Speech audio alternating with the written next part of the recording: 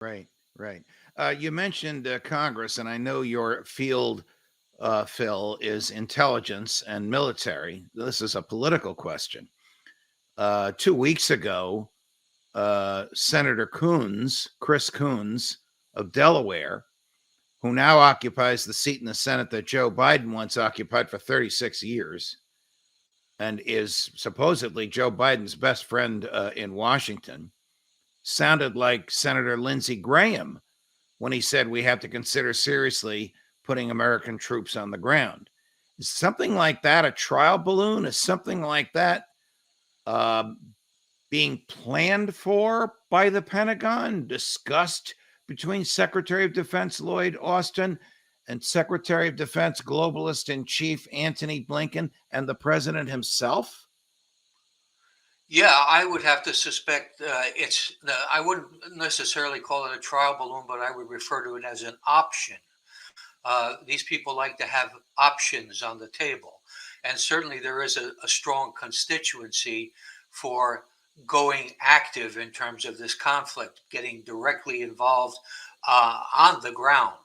I believe also that the Republican counterpart of Coons, Fitzpatrick, said something very similar.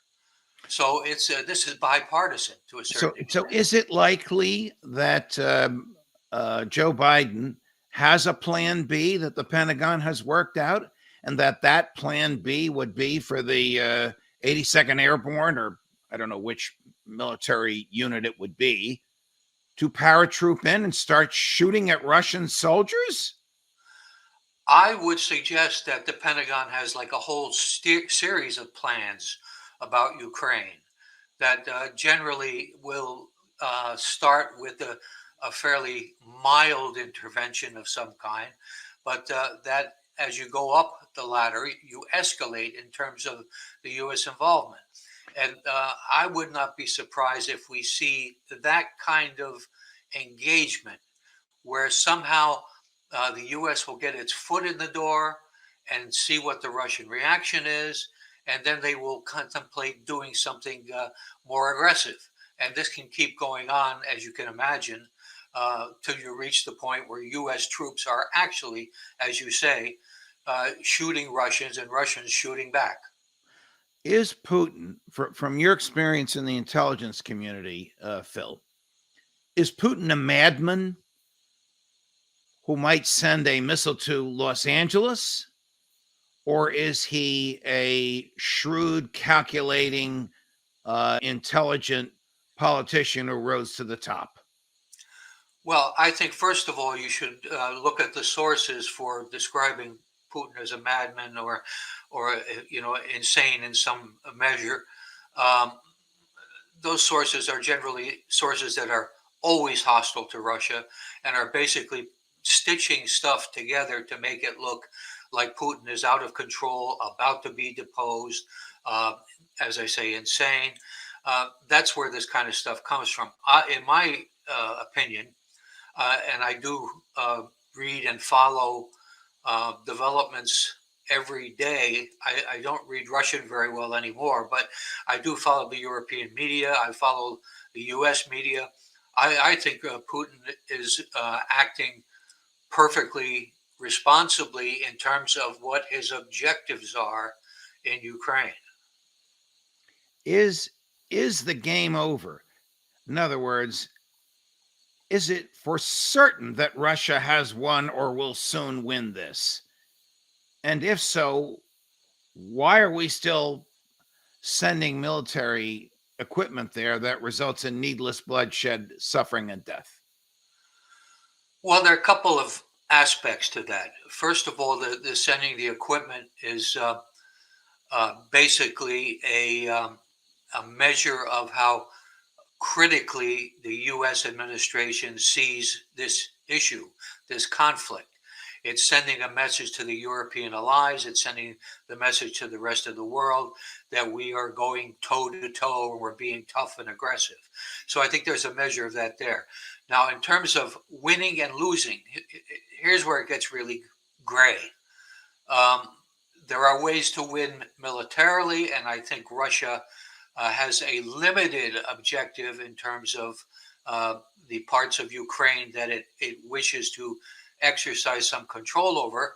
But at the same time, you can lose politically. And this is really where the danger comes in for Russia, because obviously the United States is going after the Russian economy. And whether this effort is having any serious effect is difficult to judge right now.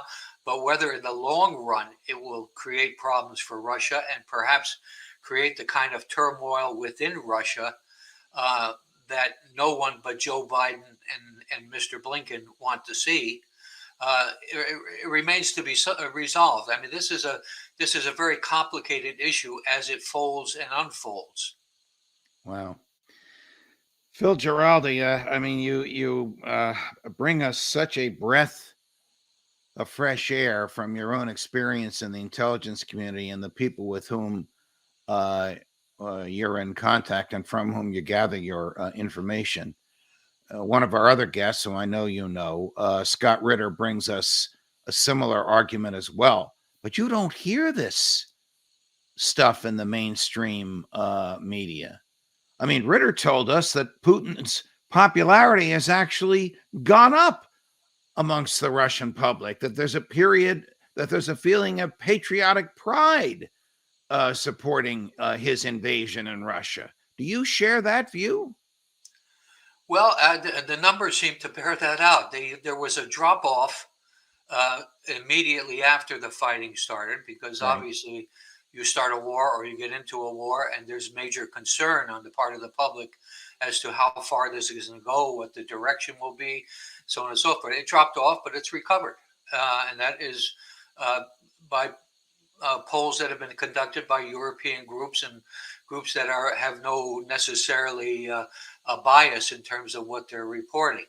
And Putin has been extremely popular right from the beginning.